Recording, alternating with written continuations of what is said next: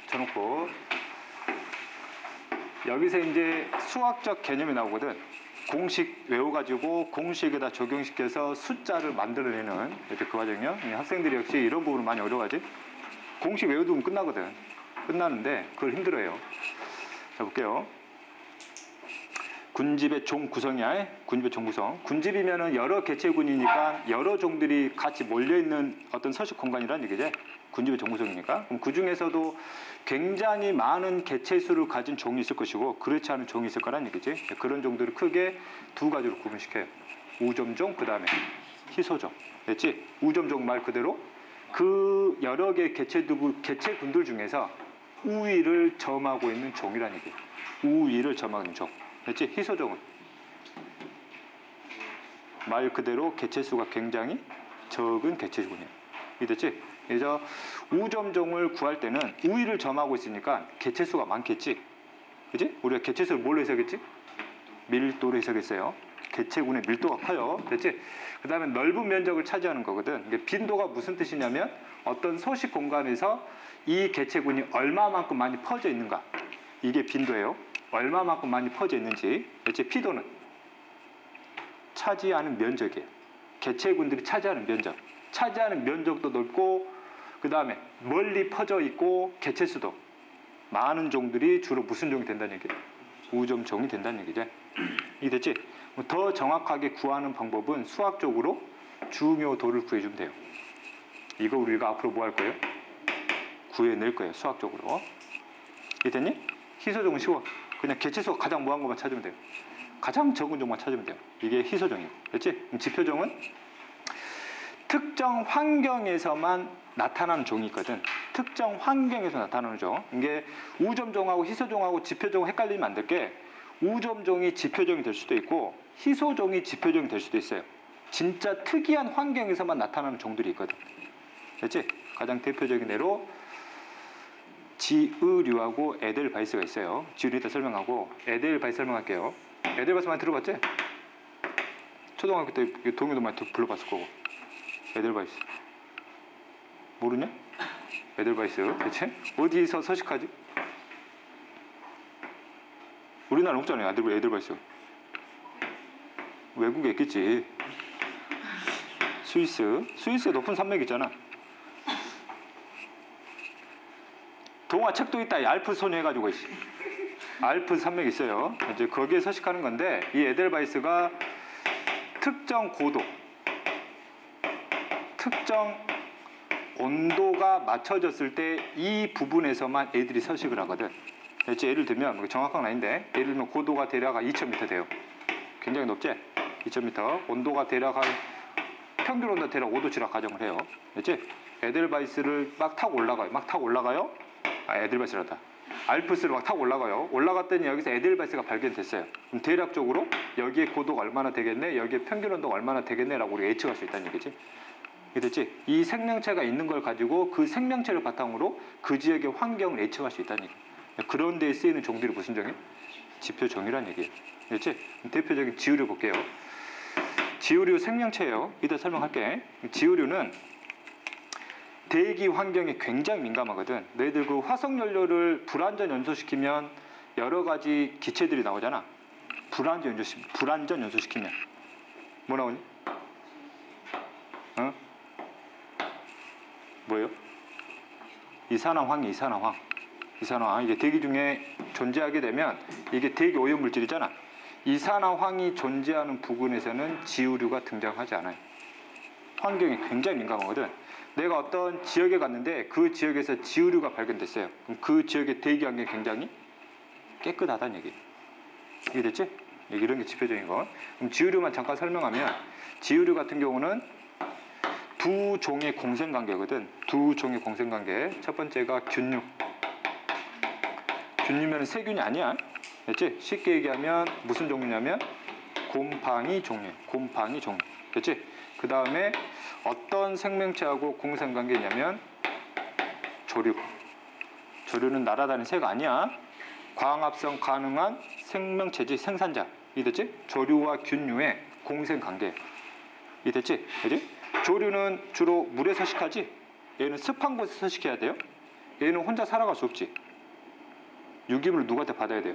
생산자나 소비자의 사체나 배설물도 받아야 되잖아. 그렇지? 그럼 조류가 균류한테 습한 환경을 제공받아요. 굉장히 촉촉한 환경을.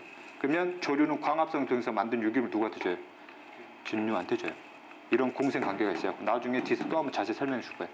알았지? 일단 지구류는 곰팡이 종류하고 조류 종류의 공생관계로 이루어진 생명체라는 얘기고, 이해됐지? 뒤에서 나올 거니까 뒤에 자세히 설명할게요. 일단 우리가 잡을 거는 우점종하고 희소종 우리가 구하는 거거든 지금. 됐지? 특히 우점종에서 무슨 도 구하는 거?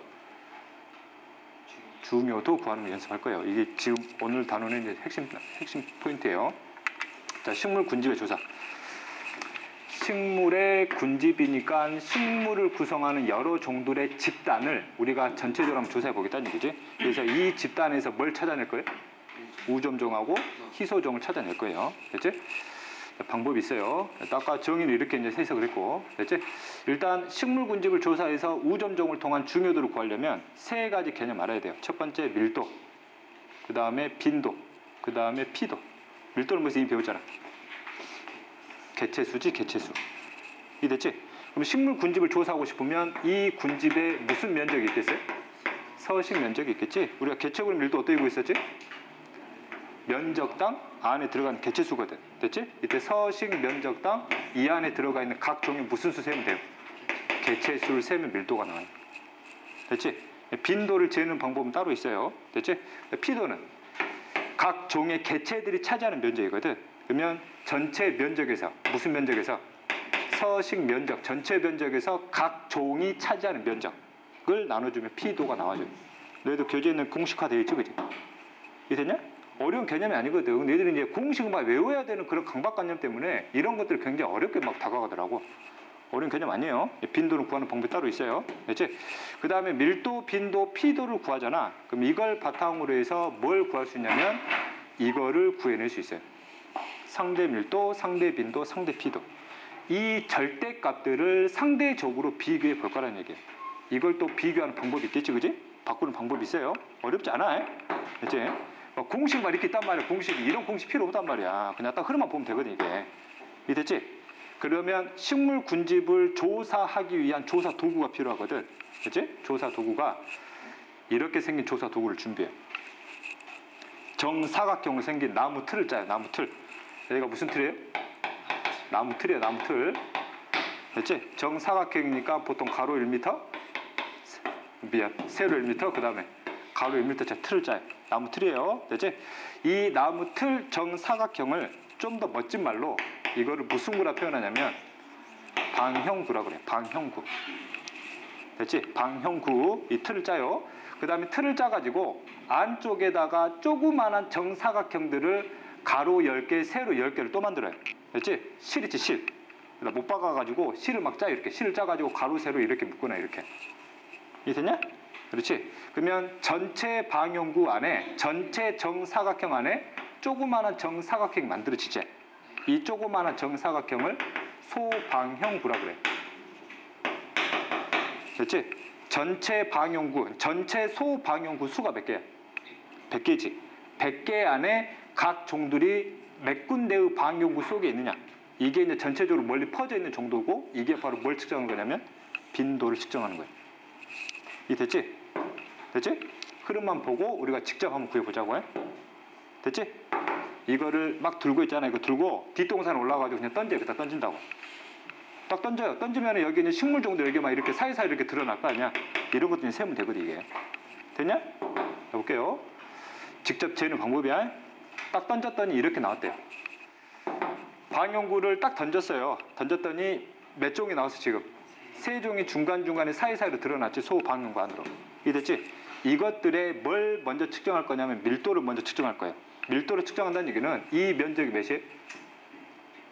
1 제곱미터잖아. 1 제곱미터 안에 질경의 개체수, 토끼풀 개체수, 민들레 개체수를 따로따로 재면 각 종에 뭐가 구해져요?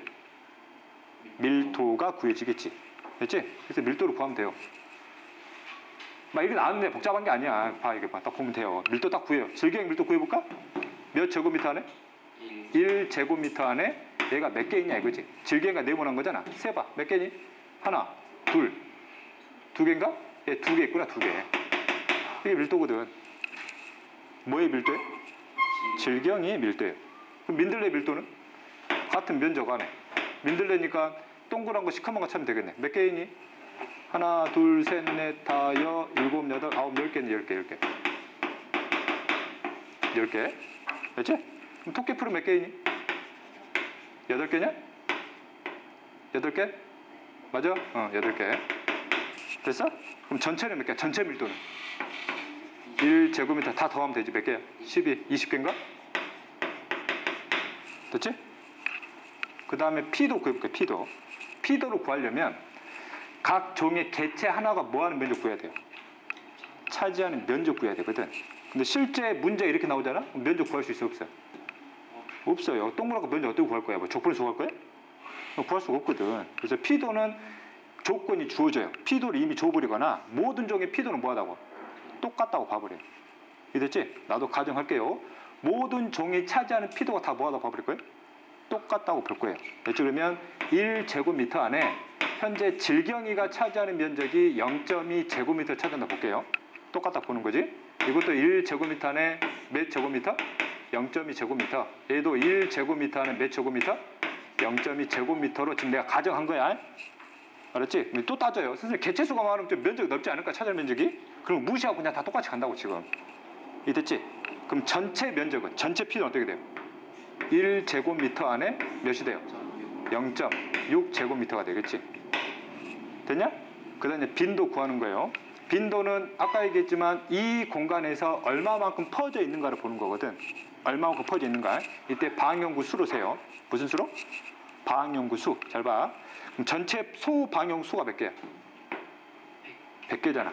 전체 소방향구 100개 안에 질경이가 몇 개의 소방향구를 차지하고 있는 거거든. 몇 개의 소방향구를 차지하고 있냐고. 질경이가. 잘 봐. 질경이 네모지. 얘가 들어가 있는 소방향구 수만 세면 돼요. 여기 하나 있잖아. 또 어디 있어요? 여기 하나 있지? 소방향구 수 몇 개? 2개지, 2개. 됐냐? 100개 중에 2개 차지하고 있네요. 됐지?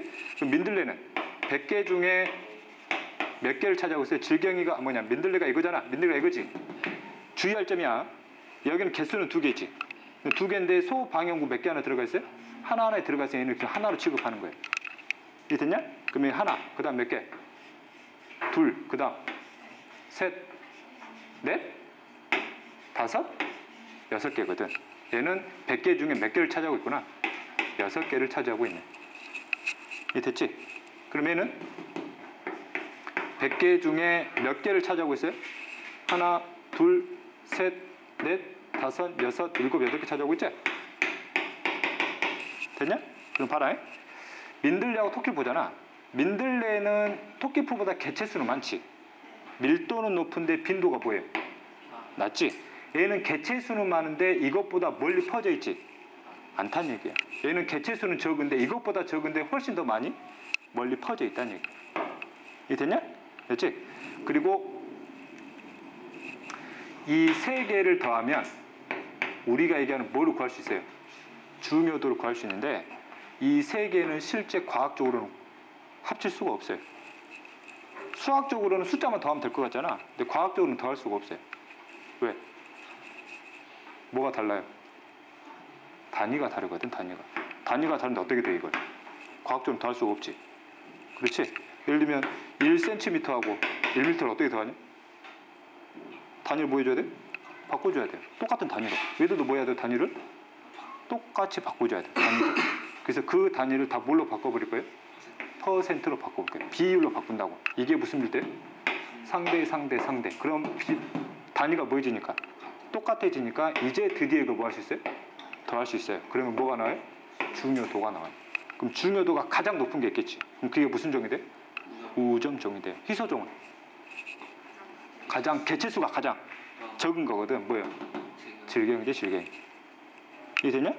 그렇지? 예전에는 중요도가 가장 낮은 걸 희소종이다라고 설명하고 있는데 요즘 교재에서는 개체수 갖고 해석하니까 희소종은, 우점종은 중요도 갖고 해석할 거예요. 그럼 이제 뭘 이제 구해볼 거예요? 이것의 비율을 한번 구해볼 거거든. 잘 봐. 비율 구하는 거 쉬워요. 어려운 내용이 아니야. 저 끼워주고, 저 끼워줘. 자, 볼게요. 그 빈도 전체 안 구했네. 빈도. 전체 빈도 다 더해볼까? 100개 중에 그냥 더하면 돼. 몇이야? 16개지. 됐지? 그럼 봐. 상대 밀도란 무슨 뜻이냐면 이 전체 값이잖아. 이 전체 값을 몇 퍼센트로 놨을 때 100%로 놨을 때 이놈이 차지하는 비율이 몇 프로냐 물어본 거예요. 이제 구할 수 있잖아. 어떻게 구하면 돼요? 이것분의 이거 곱하기 100을 하면 되거든. 비율 구하는 거니까. 이게 됐지? 그럼 봐. 그럼 질경의 상대 밀도 볼게요. 그럼 전체 밀도가 몇이에요? 1제곱미터는 몇이 있어요? 20개 있잖아. 그러면 질경이가 1제곱미터는 몇이 있어요? 2개 있거든. 그러니까 나누이잖아. 그러면 몇 개 중에? 20개 중에 몇 개 있네? 2개 있는. 이걸 100%로 잡으면 이거 몇 프로가 돼요? 10%냐? 10%? 그럼 10%가 되는 거거든. 그러니까 식이 이렇게 나온단 말이야. 이해 됐지? 식을 외울 필요가 없어요. 그냥 관계 보면 되는 거니까. 이해 됐냐? 그럼 끝났잖아. 어렵니? 몇 프로? 10%. 그럼 얘는 몇 프로예요? 50%냐? 얘는 40%냐? 그럼 끝났잖아. 됐지? 그러면 상대 빈도도 마찬가지거든. 이거를 몇 퍼센트로 잡아요? 이거를 몇 퍼센트로? 100%로 잡았을 때 이것이 차지하는 비율이 몇 프로냐 이거지. 그러면 어차피 이것분의 이거지. 그럼 이거 나눠주면 되잖아. 몇 분의 몇이에요? 16분의 2 곱하기 100이거든. 몇이냐? 구할 수 있냐? 정수 나오냐? 2.5 나오냐? 12.5. 얘는 16분의 6이니까 구할 수 있겠지? 얘는 16분의 8이니까 50%지? 이게 됐지?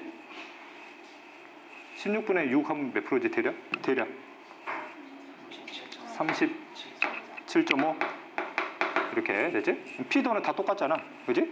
그럼 0.6에 0.2면은 몇 프로니? 3분의 1이니까 대략 33% 된가? 대략 33%라고 볼게요. 원래 다 더하면 100이 나와야 되는데 33도 몇 나오겠지. 공한 거예요. 그럼 중요도를 구해볼게요. 어차피 P도는 더할 필요가 없지. 왜? 다 뭐하니까? 똑같으니까 뭐만 더하면 돼요. 이것만 더하면 되거든. 몇이니? 20, 2.5 얘는 87.5 얘는 90이지? 누가 5점적이야? 토끼 풀이 5점적이야. 됐냐? 이해 됐지? 어려운 개념이 아니거든요 이게. 근데 요즘에는 예전에는 이게 많이 안 물어봤거든. 요즘 들어서 이거 지금 물어보기 시작을 해요. 계산할 수 있는가? 됐지? 주의할 점. 빈도 구할 때 헷갈리지 마. 빈도 구할 때 소방연구 한해 개체수와 상관없이 이 안에 있으면 그냥 하나로 취급하는 거예요. 됐지? 오케이? 그리고 바로 문제 풀어볼게. 기출문제 37쪽. 방법만 익히는 거니까 한번 해석해 볼게. 일단 여기서는 앞에서 설명했던 거하고 다르게 각 종들 개체 하나마다 뭘 줬니? P도를 줬지. 차지하는 면적 개체 하나를 줬어요. P도까지 직접 한번 구해보자는 얘기죠. 우점적으로 이제 개체수가 많은 걸만 구하면 안 되기 때문에 이런 식으로 다 구해내야 된다는 얘기예요. 됐지? 물론 상대 밀도로 바로 빠르게 구해낼 수는 있는데 우리가 이제 빠르게 구하는 것보다 한번 천천히 한번 구해보자는 얘기예요. 일단 어느 지역에 1m를 방향구 틀이니까 이 서식지 면적이 몇이 된다는 얘기예요? 1제곱미터가 된다는 얘기죠. 그럼 A종의 개체수를 한번 세보자는 얘기네. 그럼 A종의 개체수가 몇 개 있어요? 5개냐? B종은 1제곱미터 안에 하나, 둘, 셋, 넷, 다, 일곱, 여덟, 아홉, 10개 있나? 네. C종은? 10개입니다. 이것도 10개야? 네. 다 더하면 전체가 25개가 되나? 빈도를 구할게요. 그럼 빈도는 전체 소방연구 수에서 어떤 종이 출현한 소방연구 수를 이제 세주면 되는 거기 때문에 그럼 전체 소방연구 수가 몇 개? 100개. 100개지. 그럼 100개 안에 A종이 차지하고 있는 소방연구 수가 5개인가? 네. 5개. 그 다음에 얘는 100개 중에서 10개. 10개야? 아니죠. 이건 하나로 취급해야 되잖아. 몇 개요? 하나, 둘, 셋, 4개는 4개. 개체수는 많은데 많이 퍼져 있지 않다는 얘기지. 중간 몰려있다는 얘기고. 그 다음에 C종 같은 경우는 100개 중에 10개인가? 됐지? 그 다음에 전체를 구하게 되면 100개 중에 19개 되는 거고. 됐지? 피도 볼게요. 그럼 피도는 서식 면적이 1제곱미터니까, 됐지? 그러면 A 종에 해당되는 개체 하나가 몇 세제곱미터를 차지한대요? 5세제곱미터를 차지한다 그랬지?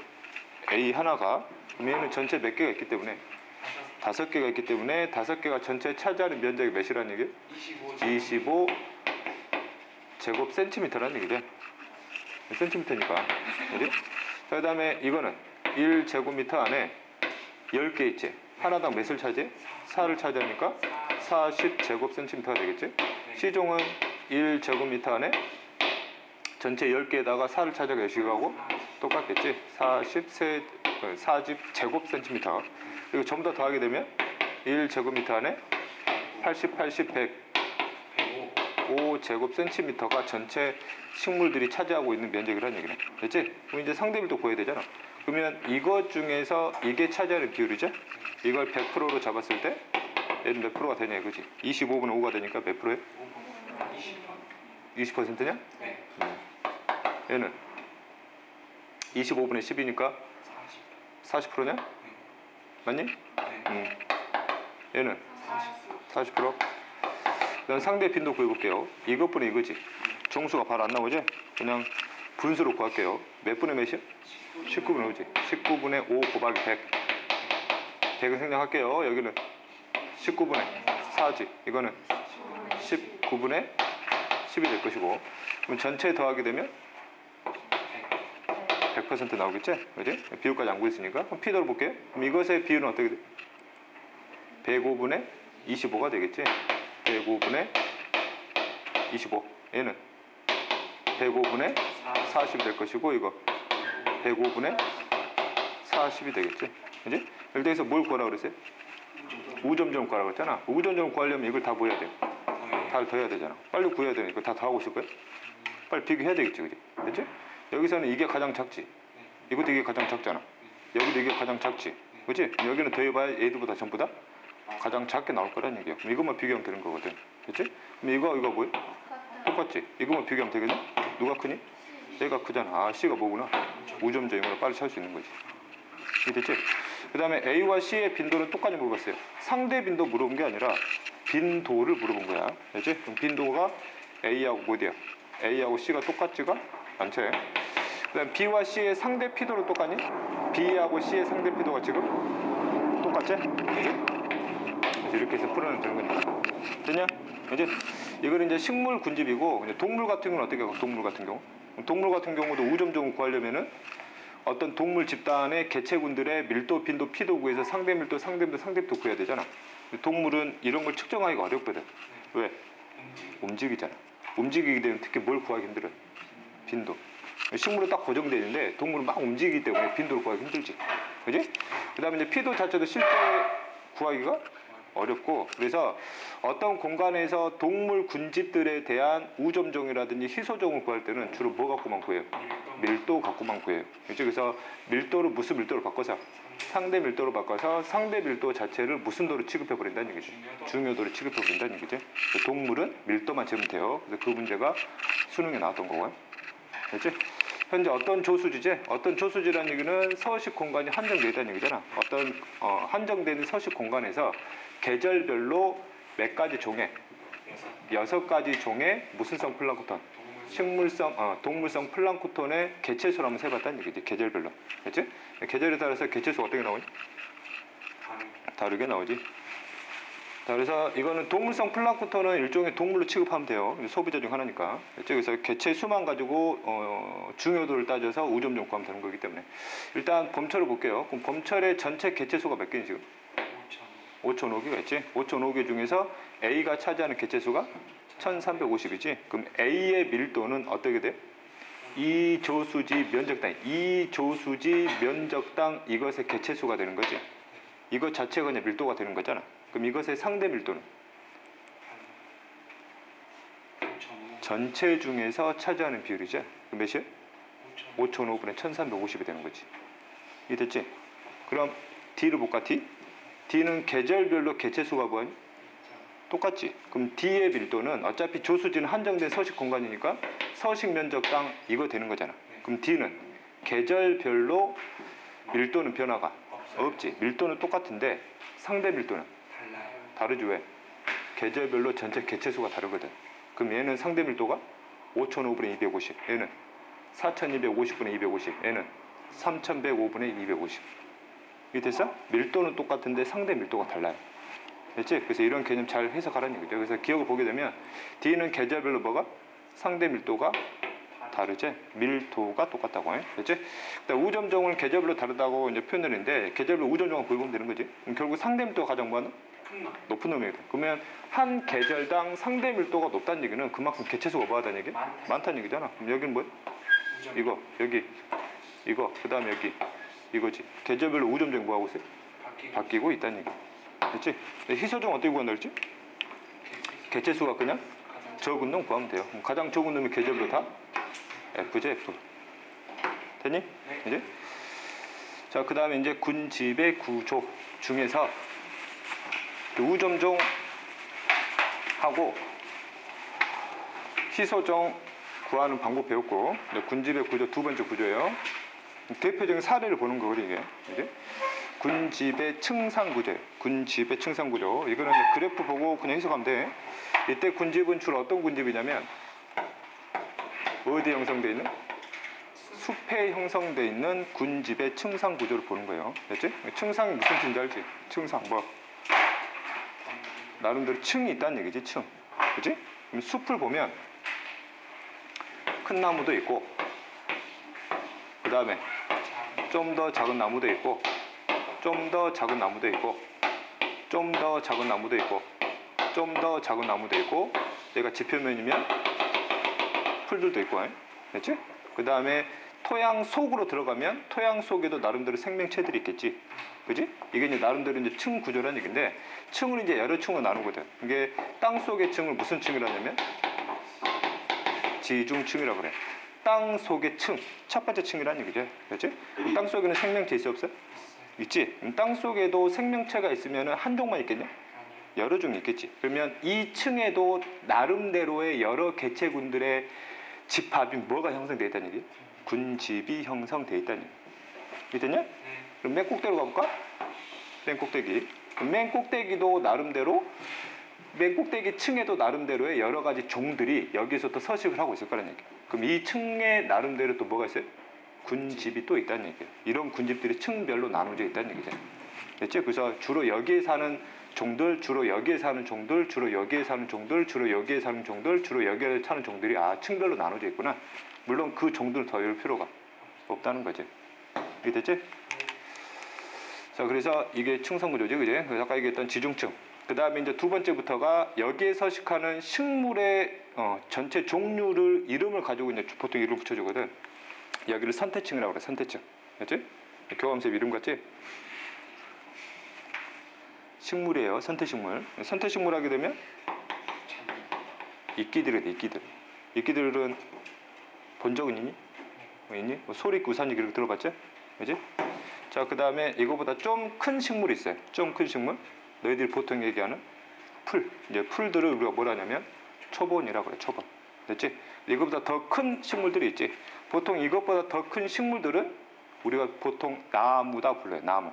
나무하고 풀들, 즉 초본층하고 다른 점은 이제 줄기의 단단한 정도가 다르지, 그지? 나무는 줄기의 단단함이 좀 단단해지는 것들, 됐지? 그런 것들 주로 우리가 관목, 첫 번째 이제 관목이라는 나무들이 있어요. 이거 높이에 따라 구분하는 거거든. 이것보다 좀 더 큰 나무들을 아교목이라고 그래. 자, 관목하고 아교목이 있잖아. 이따 설명할 거예요. 관목과 아교목은 식물이 다 자랐을 때의 크기에 따라서 분류시킨 거거든. 너희들이 보통 생각하는 관목들이지. 관목들은 너희들 무릎이나 허리나 내 키 정도 자랐을 때의 나무들을 우리가 보통 관목이라고 불러요. 됐지? 그 이상 자라는 것들을 아교목이라고 부르는 거. 됐지? 그 다음에 아교목을 넘어선 것도 있거든. 그런 것도 우리가 교목이라고 그래, 교목. 근데 그림에서 보면 이게 이제 관목이다, 관목. 이걸 뭐라 불러요? 교목. 이거를 교목이라고 부르는 거지. 이제 교목이 되려면 보통 다 자랐을 때 10m가 보통 넘어가는 나무들이거든. 됐지? 이런 것들을 보는 거고. 일단 여기서 우리가 알아야 될 거는 교목, 관목, 초본, 선태의 개념을 우리가 익히고 가야 된다는 얘기예요. 이게 나중에 뒤에 식물 천위 과정에서 이 개념들이 나오기 때문에. 이해 됐지? 그다음에 너희들이 알고 있는 관목들의 종류가 보통 우리가 이제 평상시에 거기 우리 화단에서 볼 수 있는 나무들이거든. 이제 그런 것들 주로 관목들이 뭐 개나리, 진달래, 뭐 꽝꽝나무 이런 거 들어봤니? 철쭉 뭐 이런 것들 이제 그냥 관목들이고 이제 그 이상의 것도 우리가 교목이라고 보면 되는 거. 됐니? 어려운 건 아니지, 그지? 됐지? 자, 그다음 여기 그래프 하나 나와 있죠, 그래프. 그래프 하나 나와 있어요. 됐지? 아, 미안. 여기 개념 하나 더 들어갈게요. 묘목이라는 개념을 또 비교할 줄 알아야 되거든. 묘목. 묘목은 뭐 같아요? 작은 작은 식물인데 그냥 작은 식물의 개념이 아니라 어린 식물이야, 어린 식물. 됐지? 다 자라지 않았을 때. 예를 들면 교목에 묘목이 있을 것이고 관목에 묘목이 있을 거라는 얘기예요. 이해됐냐? 보통 묘목이라는 개념은 관목이나 아교목이나 교목들의 어린 식물들 우리가 보통 묘목이다라고 표현을 하거든. 됐지? 그래서 뒤에 식물의 천여 과정 들어가면 묘목을 물어볼 때가 있거든. 그래서 다 자랐을 때하고 아직 자라지 않았을 때의 개념을 좀 구분 좀 해두라고요. 이해됐지? 나중에 숲이 형성이 될 때 처음에는 땅만 있거든. 땅만 있다가 그 다음에 이런 생물체들이 등장을 하거든. 근데 식물로 따지게 되면 누가 등장을 해요? 선태가 등장을 하고 그 다음에 초본이 등장을 하고 관목이 등장을 하고 아교목이 등장을 하고 교목이 등장하면서 이런 숲이 만들어지는 거거든. 이해됐지? 순서 자체가. 됐지? 자, 그 다음에 이제 그래프 하나 해석할게요. 그래프를 보게 되면 X축하고 Y축에 빛의 세기에 따른 높이가 나와 있잖아. 생태계 그래프 나올 때는 항상 주의할 점이 있어요. 이 두 관계가 조작 변인과 종속 변인의 관계인지 우리가 생태적 지위에서 봤을 때 조작과 종속의 관계가 아닌지 잘 봐야 되거든. 됐지? 이거는 높이에 따른 뭐의 세기? 빛의 세기지. 우리가 보통 X축은 무슨 변인을 봤어요? 조작 변인. Y축은 종속 변인인데 이걸 조작으로 두고 이걸 종속으로 두고 뭔가 이상하거든. 빛의 세기가 변하니까 높이가 변하니? 말이 돼, 안 돼? 빛의 세기가 변하면 높이가 달라지냐고. 말이 이상하잖아. 관계가 형성이 안 되는 거예요. 그러면 반대로 높이에 따라서 뭐가 달라져요? 빛의 세기가 달라지는 거지. 층상 구조 때문에. 됐지? 그래서 이거는 반대로 이걸로 뭘로 잡아야 돼? 조작, 이거를 종속으로 잡아야 돼. 됐지? 그러면 빛은 어디서 와요? 태양에서 이 층상 위에서 들어오는 거지? 그지? 그럼 여기 맨 위의 층이 빛을 가장 많이 받겠지. 밑으로 들어오게 되면 일부 빛은 내가 흡수해야지. 강화성하니까 일부를 뭐 시키겠어요?